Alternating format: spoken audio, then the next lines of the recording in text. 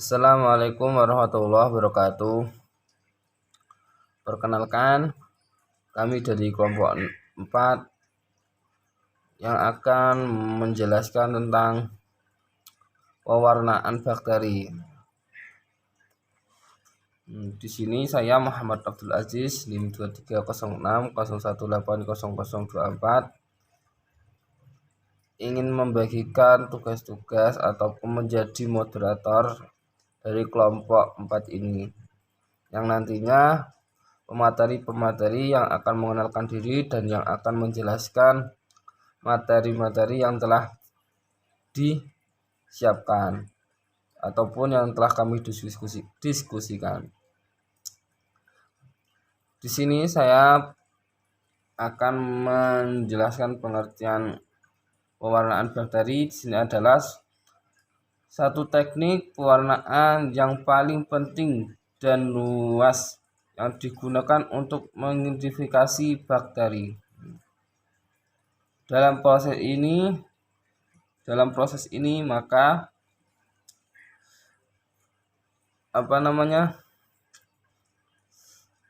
olesan bakteri yang tervaksin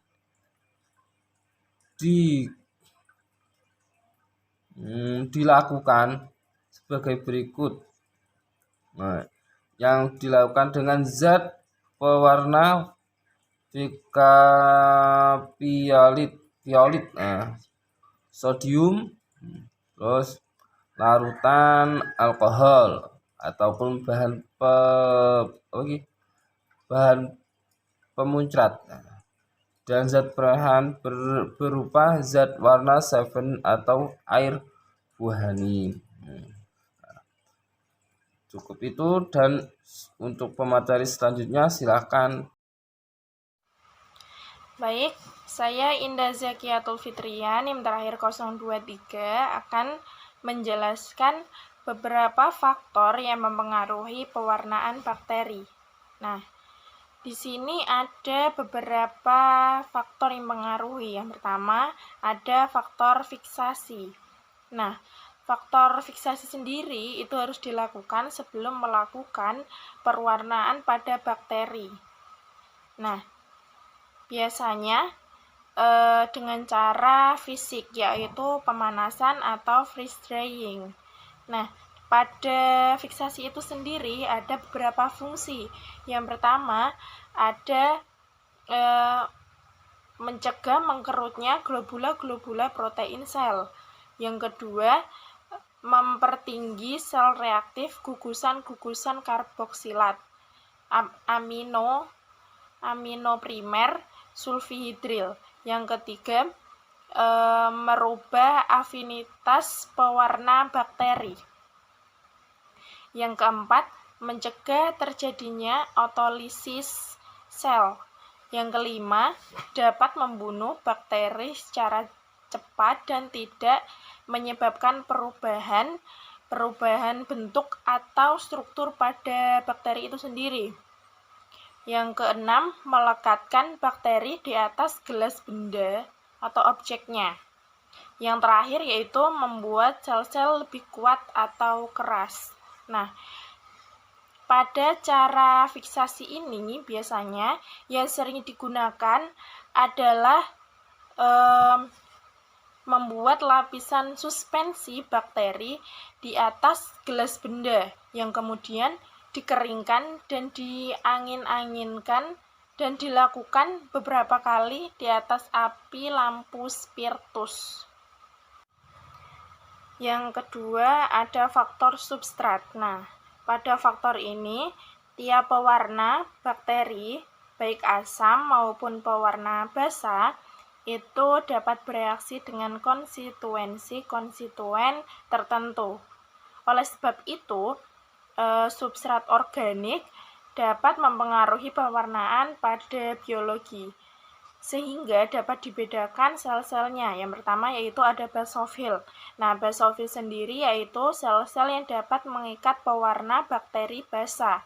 Yang kedua yaitu ada asidofil. Asidofil yaitu sel-sel yang dapat mempengaruhi pewarnaan bakteri pada asam. Yang terakhir yaitu ada sudanofil, yaitu sel-sel yang dapat mengikat pewarnaan bakteri yang bisa terlarut pada minyak. Nah, yang ketiga atau faktor ketiganya yaitu intensifikasi pewarnaan. Intensifikasi pewarnaan itu dapat dilakukan dengan beberapa cara. Yang pertama yaitu dengan mempertinggi kadar pewarnaan bakteri. Nah, kadar pewarnaan yang dilakukan pada proses bakteri itu harus dilakukan dengan kadar yang tinggi. Yang kedua yaitu menambah suatu mordan. Mordan sendiri yaitu suatu zat kimia yang dapat menyebabkan zat warna itu terikat lebih kuat pada jaringan sel bila dibandingkan dengan cara pewarnaan tanpa diberi mordan. Jadi mordan itu memperkuat zat kimia pada waktu pewarnaan itu. Faktor yang terakhir yaitu pelunturan pewarna bakteri. Nah, pelunturan pewarna bakteri yaitu suatu senyawa yang dapat menghilangkan warna dari sel yang telah diwarnai. Jadi warnanya nanti akan hilang atau memudar. Nah, ini berfungsi untuk menghasilkan kontras yang baik pada bayangan mikroskop. Pada umumnya, sel-sel yang sukar untuk di pewarna bakteri akan lebih sukar untuk dikolorisasi, misalnya pada pewarnaan acid fast atau mycobacterium. Nah, sebaliknya, jika sel-sel itu mudah diwarnai, maka akan lebih mudah pula dikolorisasinya. Pada pelunturan pewarnaan bakteri itu sendiri ada beberapa macam pelunturannya. Yang pelunturan pewarnanya yaitu ada yang bersifat asam dan ada yang bersifat basa. Nah, pelunturan warna yang bersifat asam ini yaitu HNO3, HCl, H2SO4 dan campuran asam-asam dengan alkohol. Kemudian pelunturan yang bersifat basa yaitu KOH, NaOH, sabun dan garam-garam yang bersifat basa. Perkenalkan, nama saya Rizka Wulandari, NIM 2306001-826. Di sini saya akan menjelaskan berdasarkan pewarnaan gram bakteri diklasifikasi ke dalam dua kelompok, yaitu gram positif dan gram negatif. Adapun perbedaan antara gram positif dan gram negatif, menurut cirinya, struktur dinding sel pada gram positif tebalnya 15-80 nm, kemudian berlapis tunggal atau mono. Kemudian yang gram negatif itu tipis 10-15 nm, kemudian berlapis 3 atau multi. Kemudian ciri yang kedua ada komposisi dinding sel. Gram positif kandungan lipid rendah 1-4%. Kemudian peptidoglikan ada sebagai lapisan tunggal komponen utama merupakan lebih dari 50% berat kering pada beberapa sel bakteri. Kemudian ada asam teikoat. Kemudian pada gram negatif kandungan lipid tinggi 11-22%. Peptidoglikan ada di dalam lapisan kaku sebelah dalam, jumlah sedikit merupakan sekitar 10% berat kering. Tidak ada asam teikoat. Kemudian ciri yang ketiga, kerentanan terhadap penisilin. Kalau gram positif itu lebih rentan, sedangkan gram negatif itu kurang rentan. Kemudian ciri yang keempat ada pertumbuhan dihambat oleh zat-zat warna dasar, misalnya ungu kristal. Pada gram positif pertumbuhan dihambat dengan nyata. Kemudian yang gram negatif pertumbuhan tidak begitu dihambat. Kemudian ciri yang kelima, persyaratan nutrisi. Dalam gram positif relatif rumit pada banyak spesies. Kemudian gram negatif relatif sederhana. Kemudian yang keenam, ciri yang keenam, resistensi terhadap gangguan fisik.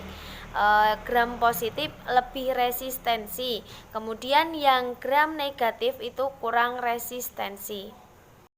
Adapun contoh dari gram positif dan gram negatif adalah contoh bakteri gram positif diantaranya ada Staphylococcus aureus dan Bacillus subtilis. Sedangkan bakteri gram negatif diantaranya adalah E. coli dan Pseudomonas. Yang pertama tadi ada bakteri gram positif, itu ada dua tadi yang dicontohkan, ada Staphylococcus aureus dan Bacillus subtilis. Yang pertama, Staphylococcus aureus pada gram positif. Morfologinya sel berbentuk bulat atau lonjong, tidak bergerak, tidak bersimpai, tidak berspora, dan merupakan gram positif. Tersusun dalam kelompok seperti buah anggur. Pembentukan dalam kelompok ini terjadi karena pembelahan sel terjadi dalam 3 bidang dan sel-sel anakannya cenderung untuk tetap berada di dekat si induknya atau di dekat sel induknya tersebut. Sifat-sifat biakan bersifat aerob dan tumbuh baik pada perbenihan sederhana pada temperatur optimum 37 derajat Celcius dan pH-nya 7,4. Daya tahannya merupakan salah satu kuman yang cukup kebal di antara organisme-organisme tak berspora. Tahan dipanaskan pada 60 derajat Celcius selama 30 menit.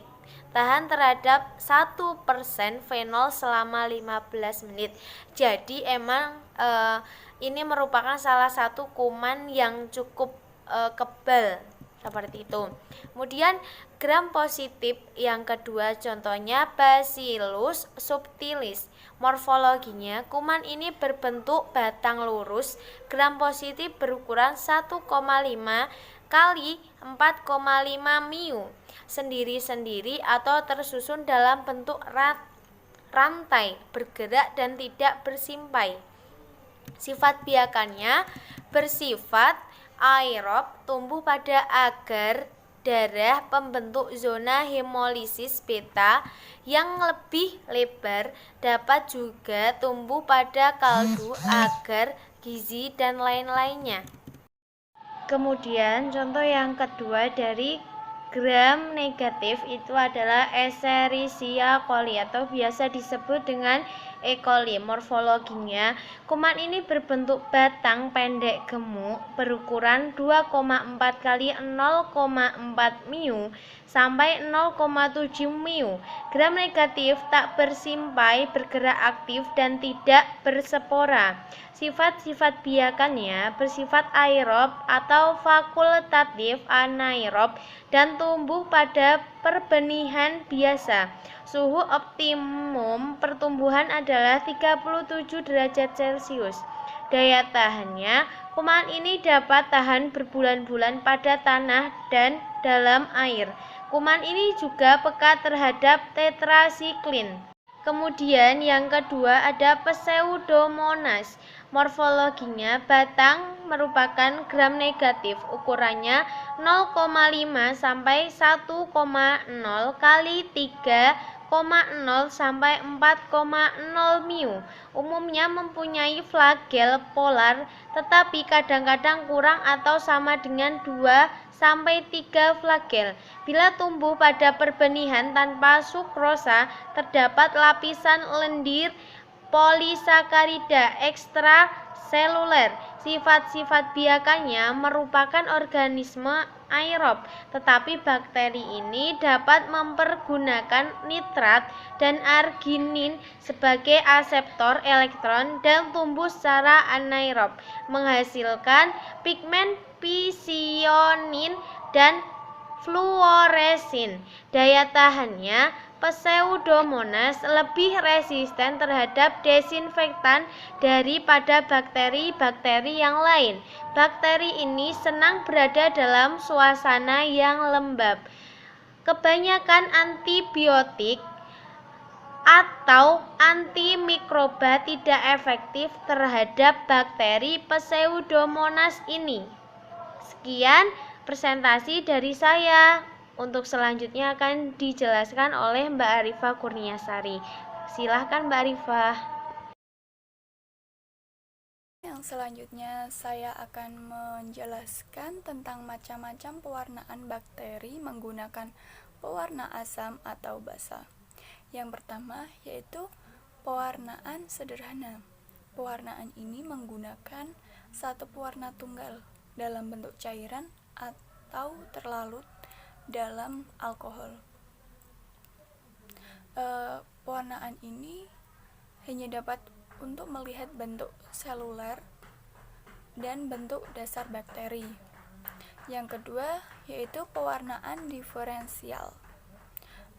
Pewarnaan ini bereaksi secara berbeda dengan berbagai macam bakteri yang berbeda, tergantung komponen utama yang terwarnai dari bakteri, sehingga dapat untuk membedakannya. Pewarnaan diferensial terdapat pewarnaan gram, pewarnaan tahan asam. Pewarnaan gram ini yang menjadi yang sering digunakan. Kedua yaitu pewarnaan tahan asam. Pewarnaan ini hanya dapat melekat kuat pada bakteri yang mengandung bahan seperti lilin pada dinding selnya. Yang selanjutnya yaitu pewarnaan khusus. Pewarnaan khusus terdiri dari 3 macam, yaitu pewarnaan negatif, yang kedua yaitu pewarnaan spora atau endospora, yang ketiga yaitu pewarnaan flagela. Pewarnaan khusus sendiri ditujukan untuk mewarnai dan mengisolasi bagian tertentu dari mikroorganisme. Sedangkan yang pertama pewarnaan negatif untuk kapsula, pewarnaan ini lebih sulit dibandingkan prosedur pewarnaan lainnya karena materi kapsula terlarut dalam air atau mengelupas saat pencucian.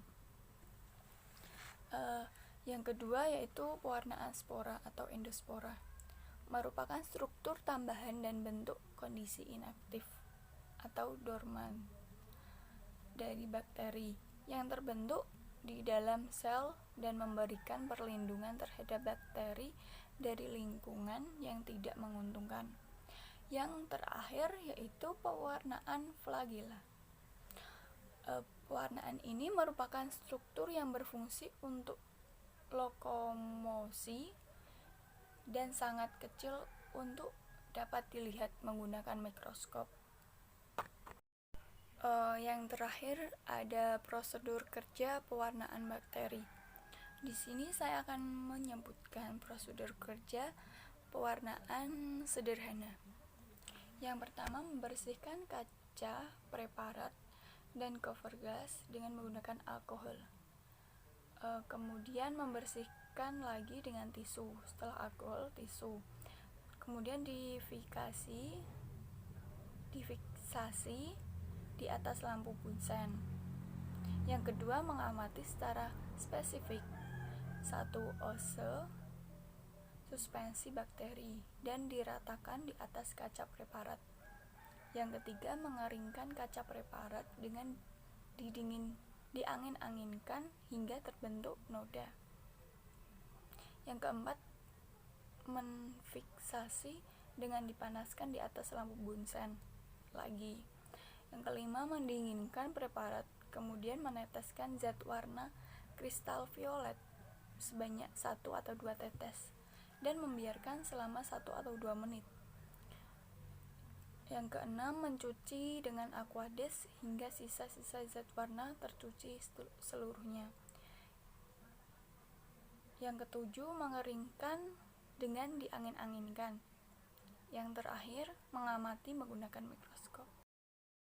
Ya, itulah tadi hasil pemaparan materi yang telah kami diskusikan bersama. Dan terima kasih kepada teman-teman semua yang telah menonton video ataupun memperhatikan. Ketika banyak salah dan khilaf, mohon maaf dari kami. Ketika ada masalah ataupun kejanggalan di hati Anda, silahkan untuk bertanya, jangan segan-segan bertanya. Nah, silahkan ditanyakan kepada kami. Kalau bisa kami jawab, kalau tidak bisa kami lontarkan kepada yang bisa. Mungkin cukup sekian dari kami. Akhirul kalam, billahi taufiq wal hidayah, wassalamualaikum warahmatullahi wabarakatuh.